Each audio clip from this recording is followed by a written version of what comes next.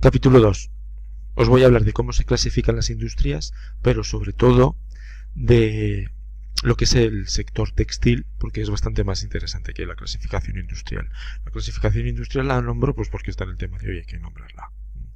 Hay dos tipos de industrias, las pesadas y las ligeras. Las pesadas son las básicas: siderurgia, metalurgia, las industrias químicas, petroquímicas, cementeras, ¿veis? Industrias potentes, o las de bienes de equipo, las que ya directamente fabrican algo, que son las mecánicas o las de bienes de construcción.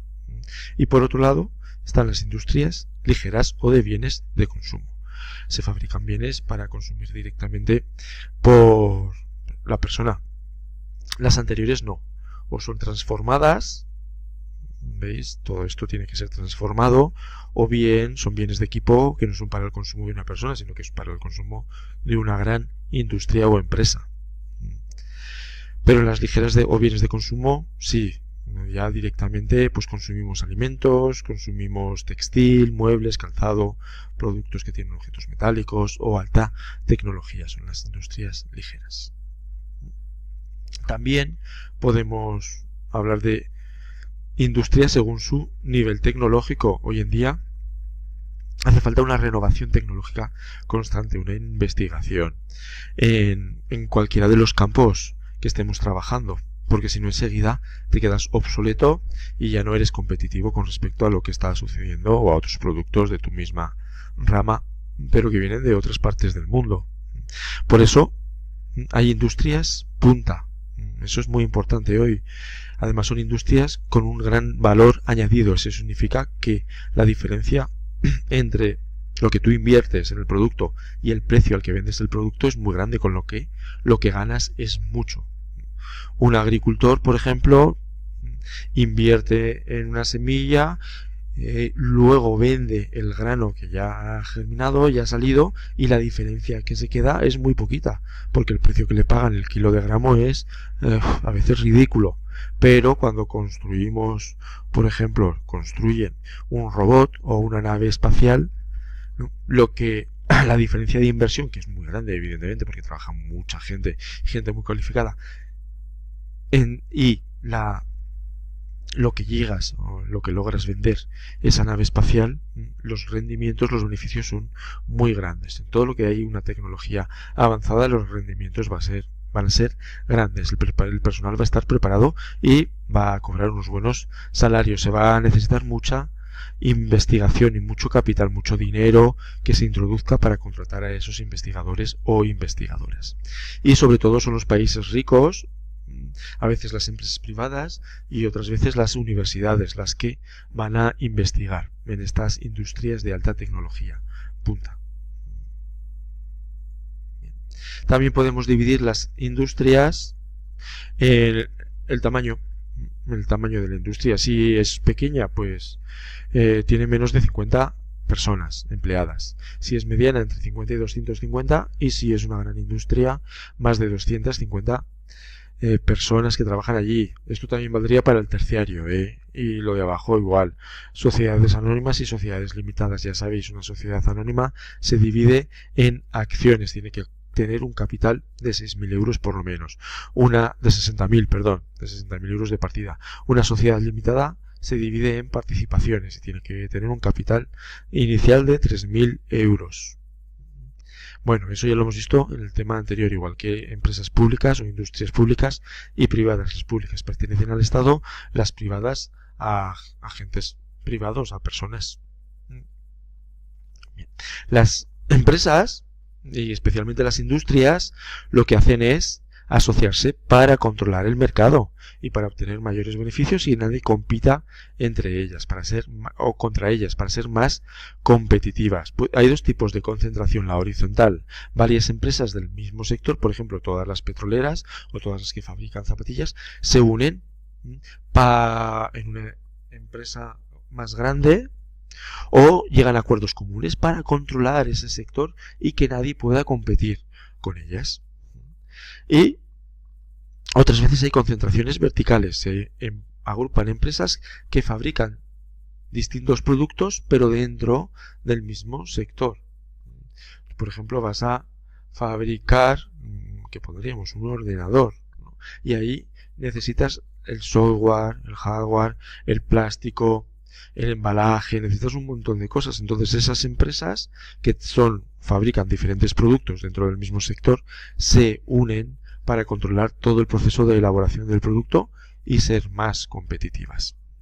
Crean así grandes complejos industriales. El problema es que se generan los llamados monopolios, ¿no? Empresas o industrias que controlan todo el sector y que imponen los precios. No existe libertad de mercado. Realmente lo de la libertad de mercado es un mito. Siempre hay monopolios. Monopolios en el petróleo, monopolios en la electricidad, monopolios en el textil, que controlan y marcan y fijan los precios de producción, los precios que se pagan a los trabajadores y trabajadoras y los precios a los que se vende un producto. Entramos en el sector textil, que es el más interesante. Dentro de este sector secundario nos interesaban mucho las fuentes de energía y el sector textil, que es la fabricación de, pues ya sabéis, nuestra ropa, especialmente nuestros zapatos, también nuestros pantalones, camisas, camisetas. Y está caracterizado por la deslocalización industrial. ¿Eso qué significa? Que las grandes empresas multinacionales que tienen su sede son de Estados Unidos, Canadá, España, Alemania. En vez de producir en su país, se llevan las fábricas a países muy lejanos donde la mano de obra es muy barata y donde no se respetan ni las condiciones laborales de las personas ni los derechos medioambientales del país y del planeta. Son empresas, muchas de ellas que ya conocéis, Inditex, H&M, Primark, Nike. Directamente dicen que ellos respetan las condiciones en sus fábricas, pero ¿qué es lo que hacen? Subcontratan. Eso quiere decir que contratan a otras fábricas o empresas más pequeñas en países de los que hemos hablado anteriormente: Pakistán, India, Bangladesh, China, Filipinas, Vietnam, y de esta manera se libran de las limitaciones medioambientales y laborales.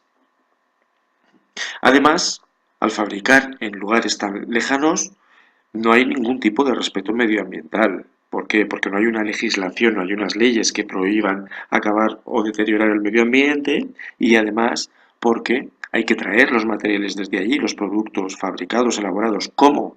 Pues muchas veces se hace en avión, pero principalmente se va a hacer en barco, en esos grandes barcos inmensos con los contenedores en los que pueden caber miles y miles y miles de objetos y miles y miles y miles de contenedores en los grandes barcos. Esos barcos tienen que recorrer además miles y miles y miles de kilómetros. A veces son barcos en muy mal estado, revientan, se destrozan en mitad del océano, pierden el contenido, echan productos con minerales, tecnología al mar. Ellos mismos provocan, ¿no?, pequeñas catástrofes marinas por la contaminación del petróleo con el que funcionan. Así que es complicado transportar, es complicado para el medio ambiente desde lugares tan lejanos. Otro factor añadido, evidentemente, es el trabajo infantil. Es algo que en Europa y en otros países está regulado, no puedes trabajar si no tienes por lo menos 16 años, pero que en estos países donde se da el sector textil no ocurre. Allí los niños trabajan y trabajan en malas condiciones y trabajan con un salario menor que el de los adultos. Y además, al estar trabajando, eso significa que no van a ir a la escuela. Bien, fijaos en lo siguiente, que tiene que ver con la contaminación también medioambiental. Un litro, perdón, y con el uso de agua, ¿no? Para hacer un pantalón necesitamos 7.000 litros de agua, eso de media. No todos los pantalones son iguales, evidentemente. 7.000 litros de agua para un pantalón. Imaginaos que tenéis 10 pantalones en el armario de vuestra casa. Multiplicad esos 7.000 por 10, 70.000 litros de agua solo para hacer los pantalones vaqueros que tenemos en casa. Y a eso hay que añadir todo el resto del textil que tenemos, que también utiliza mucha agua. Además, al cabo del año, se utilizan 2.000 millones de toneladas de productos químicos al hacer la ropa textil. 2.000 millones de productos químicos que después o se vierten, se desechan al agua, se vierten a ríos, se queda impregnado en la prenda que nosotros llevamos o se echa directamente a la tierra y es absorbida.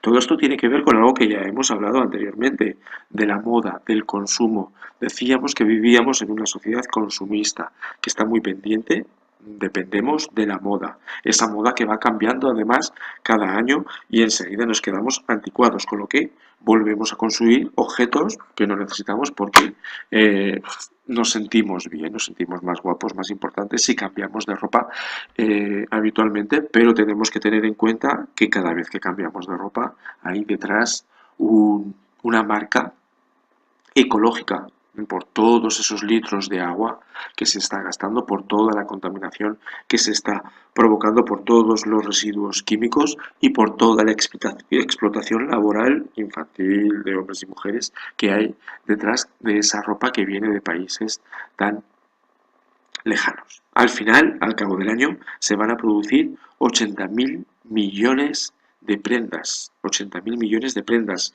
Son muchísimas. Imaginaos la cantidad de materias primas que hacen falta para producir esos 80.000 millones. Cuando realmente otro de los problemas que tenemos es que nos deshacemos continuamente de ropa que no está en mal uso y que no se nos ha quedado pequeña. Simplemente no nos gusta porque ha pasado de moda. Estamos hablando, al fin y al cabo, de la homogeneización cultural, porque todos acabamos teniendo los mismos gustos de consumo, todos llevamos la misma ropa, todos vamos a los mismos centros comerciales, usamos o vivimos o tenemos el mismo modelo de consumo, modelo social, que es muy dañino tanto para el medio ambiente como para la salud laboral de las personas de buena parte del mundo. Ahí tenéis dos imágenes en las que veis en las condiciones laborales en las que puede trabajar la gente. Gente que no tiene descansos, que vive en las propias fábricas, que no tiene seguridad social, que no tiene seguro médico, que enferma y lo despiden, que sufre multas cuando hace algo mal o protesta por las condiciones precarias, que inhala productos tóxicos continuamente. Entonces hay que tener mucho cuidado con esto. Y esto es el sector textil. Un saludo. Se acaba, ¿eh? Se acaba.